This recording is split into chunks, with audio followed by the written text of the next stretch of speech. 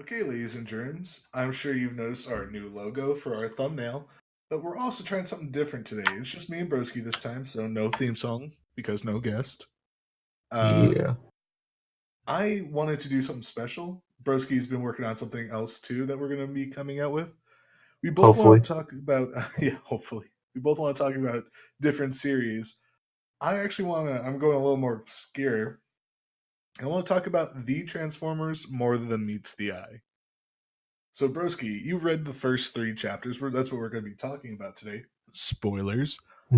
Uh, what'd you think of it? I'm actually rereading this with you for like the third time. It's so good.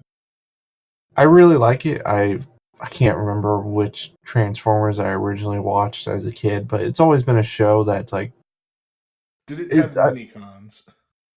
Yes, So I've always been a huge Transformers fanatic. That was Armada. That was that series. okay, because I think did that have like a spin-off? Like it was something else originally. Originally, I don't think Armada was anything originally. Okay, I don't know why I feel like in my memory there's like a precursor show to it, or maybe there was a Uh, post. no, not Armada specifically. They do that later with some shows. So the comic starts post-war. Actually, these comic series in the IDW, a good chunk of them towards the end, because when we're recording this, it's the IDW uh, continuity just ended, and More Than Meets the Eye was a spin-off of the IDW comics. And what they did was they wanted to have their own side story, not like main characters. There's no Optimus or Megatron, and I think that's great. It's just pure Transformers lore and running around world building. Did you hear Yeah, when he's about to be murdered. that? I'll edit that out. Okay, So, do you want me to run through the characters and you can tell me what you think of them? sure. Okay, how do you like Swerve? He was my favorite character, so let's start with him. He just kind of reminds me of every like fast talking, mouthy, sidekickish character. The comic relief. He that's basically his role. He's a smartass. He's a fast talker. He's constantly making jokes. He opens up a bar in the middle of a quest, which is definitely something I would do. That he. I've never 100% been in love with those characters, but they always have their moments with me. Oh, trust me, Swerve will have his moment of like, oh, like the happiest people are like really the saddest on the inside. That is definitely a thing going on with him, but you'll get to that. What about Rung? Quirky, just kind of neurotic doctor. Yeah, It they seems didn't like, do a lot with him in the beginning. We're only the first three issues in. but he just seems. I guess I really honestly don't have an opinion about him. He's just there. Um, not in the next two issues. I have been looking like where the story arcs start and stop and like what's going on. Issue six will be a good building for him, like a good character building issue. But we'll get to that when we get to that. What about Brainstorm? I don't remember who that was. He was like the light blue tealish jet guy with like the yellow mouth. Uh, You will pass. know him throughout the series as the dude with the briefcase. Oh, okay. Yeah, he was That the is, yeah, he's like the weapons weapons expert. builder. He's very The much a Tony Stark character. Okay. I just remember the scene is like I have clearance to not show you what's in here because it can kill everyone. Yeah, no, like what's in that briefcase is a really cool thing, but you'll have to just wait. Okay. Cyclonus. Edge Lord. Yeah. Well, I mean, he's an edgelord that could back it up though. He's actually the Lord of Edges and like will kill you if you say otherwise with his edginess. Because I haven't seen anything with his really show off his awesomeness. But The fact at that least I'm he digging was his going toe design. to oh yes, he in the comics there's some other stuff where his character was introduced. Like this is a spinoff. This is taking all these underused characters and really flushing them out and giving them great potential. He is a badass in like the other comics. Just wasn't that important. Well, I guess he was important because he like did a heel turn on the main bad guy at a certain point and just went pure neutral. Oh, that's another thing. I never really in the shows and everything. Uh, they never talked about nails, non-aligned indigenous life forms. Yeah, non-indigenous, like still cybernetic. I think it could go also to non-cybernetic. That's their word for it. That was something they only said, or a term only used in the comics. So like we're nails, broski. Yeah, Cool. but I like that's one concept that I never heard of in the shows. Like there was a neutral side. I guess, yeah. I mean, the war happened on Earth, so we would have only seen the war. But yeah, there were parts of the universe not in war. I mean, at least like what it looked like there were Cybertronians that were, from what at least what it sounded like, that didn't pick a side in the war. Yeah, Because how you I just think of everything, how they make it sound is like it's good versus evil. You have to be on a side. which this comic series may make. It's gonna make you almost like Megatron. Like you might almost forgive Megatron.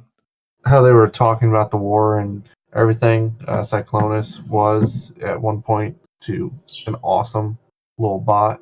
Uh, it definitely seemed like they started out with good intentions, and then I don't know what the hell happened. Because they started out what sounded like revolutionaries. They're like, no, fuck this government. And then stuff happens that I don't Don't know. they all start out with like good intentions, broski? Yeah. Got my mic. Wait, I think it went mute for a second. I've been trying to say that for a bit. How do you like Skids? He was the amnesiac. Amnesiac. Yeah. Uh, Still kind of neutral, just don't know.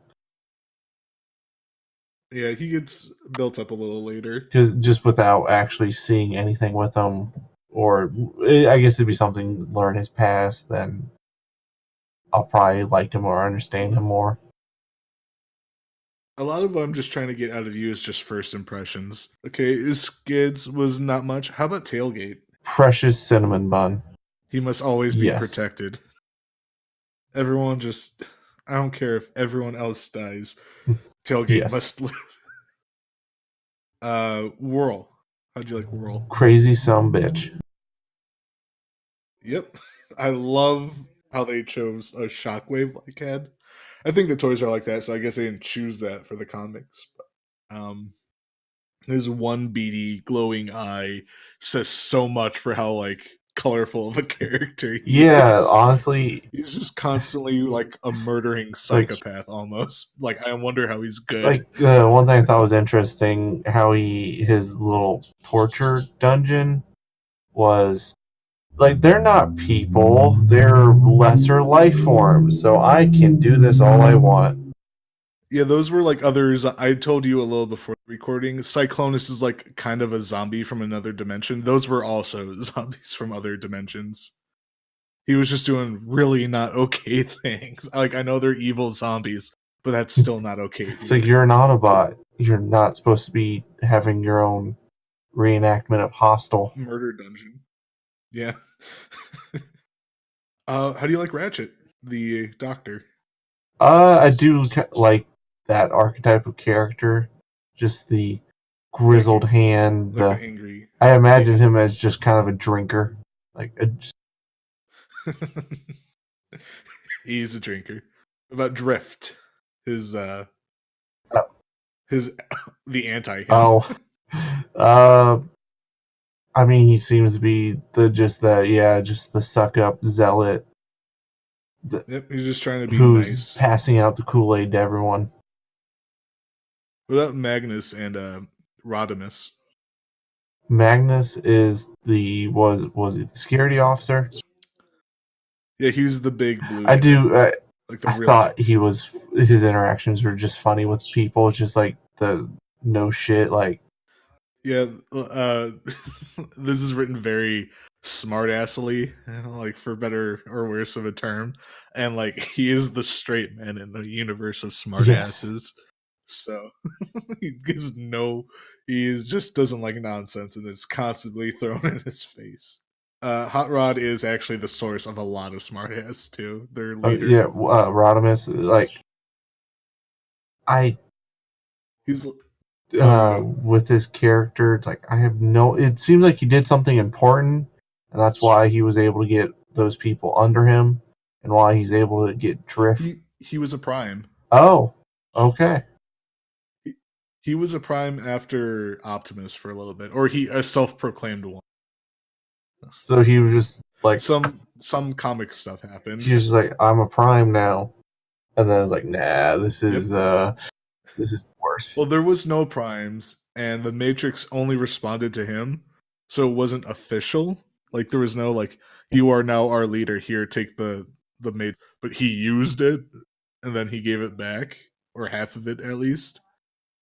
And so he's kind of a prime, Okay. not not official, but like we like Anakin in Star Wars. We grant you the a seat on the council, but we do not recognize your like position, kind of thing. Was there? Oh, the How did you feel about Chrome Dome and Rewind? what did Chrome Dome do? He was like the orange colored guy with the memory needles. Oh yeah, the one that saw the what happened to the one guy. Yeah, and Rewind is the little guy who's always recording Yeah, I everything. thought he was just dumb. Yeah. Rewind? As soon as he said I turn into a memory Ooh. stick, I'm just like, get the fuck out.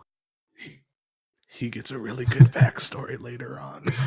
Like Rewind is one of my I will favorites accept that, in but it's Chrome just kind Dome. of upfront. It's just like this makes Oh, what he turns into is dumb. No it's like argument. you make no logical sense.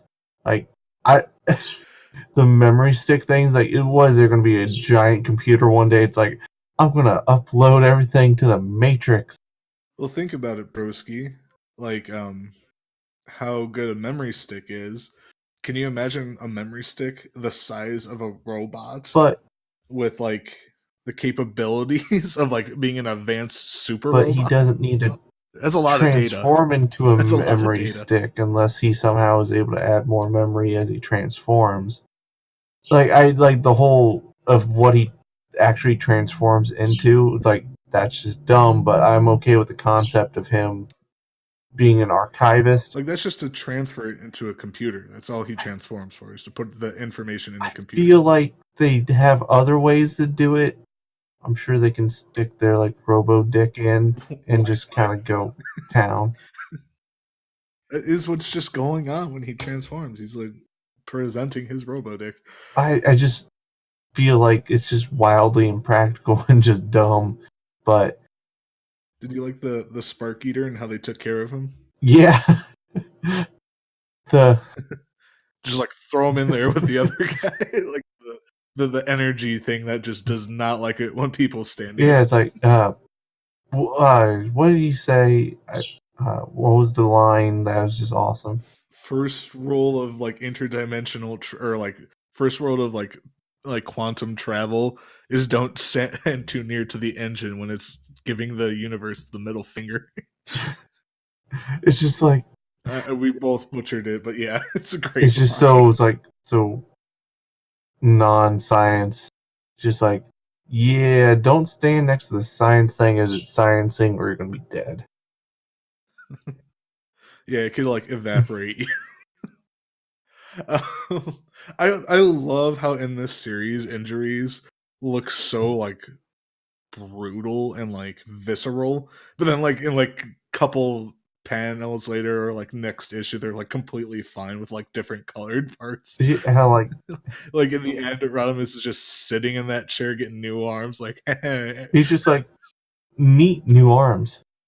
He's yep. like, and then everyone else like, oh hey, how's it going? Like that was weird, right? After they defeat the Spark Eater, we've been having this B story where Cyclonus and Tailgate are getting close, and Cyclonus is kind of filling Tailgate in on what's happened because he doesn't know too much himself. They were both people who sat out of the war with very different points of view on it. Tailgate was just underground for 6 million years, and Cyclonus was in an evil dimension. But Cyclonus is starting to be the closest person to Tailgate, and got into Tailgate's head, like unbeknownst to Cyclonus, that he now wants to be a Decepticon. He doesn't really understand what that means yet, but that's what he wants at the end of Which it. is just like, what? No cinnamon roll. Don't take the cigarette from the bad man. Don't inject the marijuana. don't don't do a marijuana, you beautiful bastard. But would you want to do more of Oh yeah, these, like with this kind of series? definitely. I'm definitely into reading more of this. Oh, I'm glad. I thought it was gonna be more of like, okay, yeah, it seems good, but like if you're that in, let's do this. We can just do a short little review each week. Yeah. I'm looking at it. So after this little mini arc with the Spark Eater, we have the next two issues are a little story arc. The one after that is a one-off. So 4 through 6 is two conjoined comics and then a one-off. Would you want to do all three of those together? Yeah. All right. And like I sprung this idea on you today, right? I sent it to you like in 2 hours before we recorded this. I'm assuming if we do once every week, I want to try going from issue 4 through issue 8. 7 and 8 are another 2-part stories. So that's 5 issues in total. 4, 5, 6 is a one-off. 7, 8. All right. We're gonna try for that. Yeah. Let's see if we can keep up with it. It's like our own little book club. Yeah. And if anyone's watching this, please. You could join in too. Yes. Book club. We'll call this more than book club. The I. Something really stupid. Yeah. So this is Tony Corbo And signing this is out. Michael Borowski. Have a good one, people.